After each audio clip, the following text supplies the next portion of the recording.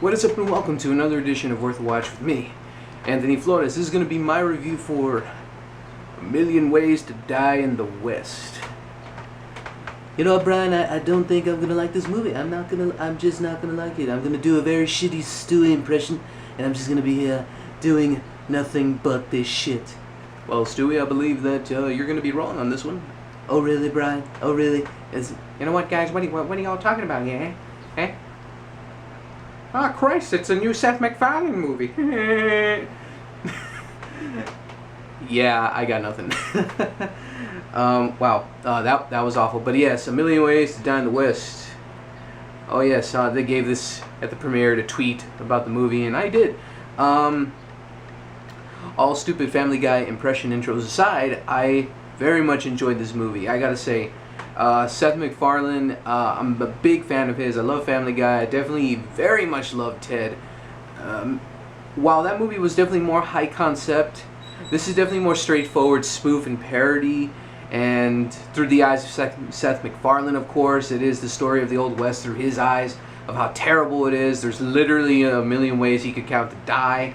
And so much more craziness ensues when, well, in the beginning of the film, he gets dumped by Amanda Seyfried, and then he kind of loses his mind a little bit. He just kind of feels down in the dumps like any guy would when he get dumped, because he's a coward in the film, and he is just going through the motions, and he ends up meeting Charlize Theron eventually, and then from there we have a lot of different stuff that goes on with Liam Neeson's character, who is the villain, and then we have Giovanni Ribisi and Sarah Silverman as Seth MacFarlane's friends in the film. And that's an interesting dynamic. I won't spoil anything for you in regards to that. But a lot of random shit happens quite literally. A lot of shit jokes, a lot of poop jokes, but that's something I expected with Seth MacFarlane. The guy is a very slapstick-oriented type guy. He always puts on those very juvenile jokes, if you will. He does that kind of shit literally all the time. Within Ted, the only main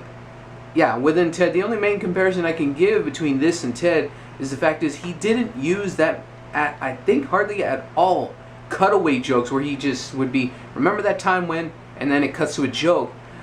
He actually didn't use that, and I thought that was kind of a welcome addition, because he really did do a straightforward shot movie. Even in Ted, much like his Family Guy style, he did that same cutaway line. For those of you who've seen the film, you know where there's that joke where they had to reminisce very quickly, Mila Kunis and Mark Wahlberg's characters, about the piece of shit when they were trying to clean it up, and then they flash forward to whatever the heck was happening in that current time of that scene. So anyways, that, as well as, I guess the only other complaint I have is there was one huge reference thrown out there. For those of you who've seen the trailer, you know what I'm talking about, and you're going to be pissed off when you see the movie.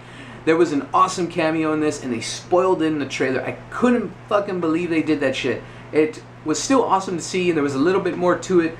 But aside from that, I guess I just got over it, and I still enjoyed the scene anyways. But aside from not, I guess, going with the more family brand humor of cutaway jokes, I think it was a nice welcome addition to Seth MacFarlane's newer movie-centric persona. He, as a director, he did a very decent job for what he could do in the Wild West. I think that was kind of also the point, was there isn't much to do in the Wild West at all. And I think that was an interesting bit of commentary, that the West was a dangerous place. We've all seen shootouts in movies, but we never really looked from the smaller person's end, you know, just someone who's a sheep herder like he is in the movie. So I thought that was interesting, and overall I really just think, if very much like any spoof movie, you have to like slapstick, which I know the majority of people will not. So I definitely get how this movie is going to get torn apart and shat upon and just hated.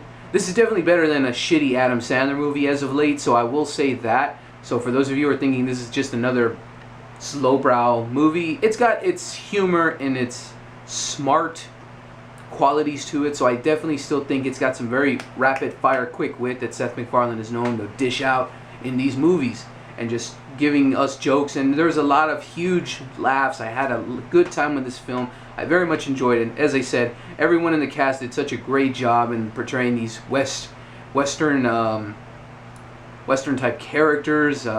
Sarah Silverman is a whore. And Giovanni Ribisi is just this very eager to please guy. It's hilarious.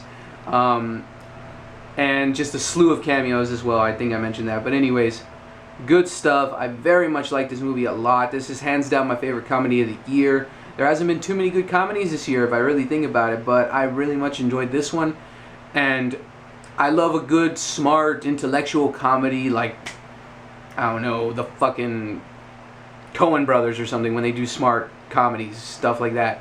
Like The Big Lebowski. This is not that movie. This is just your average, everyday, good time slapstick movie. It's done well, and its timing is good, and everything about it is just very quick-witted and funny when it comes to these jokes, even though if they are poop jokes, fart jokes, whatever.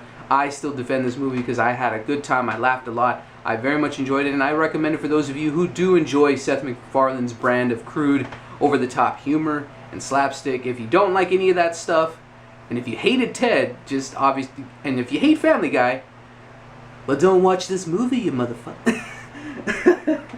Oh, wow, that went to a weird place. Yeah. Well, Stu, I believe you took that a little bit too far. Well, I don't think I did, Brian. I think this is a terrible impression. Oh, yes. But anyway, stupid impressions aside, thank you so much for watching this review of A Million Ways to Die in the West. I hope you all enjoyed it. Feel free to comment below on what are your thoughts about the movie, and that should do it for my review. So thank you so much again for watching, and I'm Anthony Flotis with Worth a Watch, and keep going to the movies.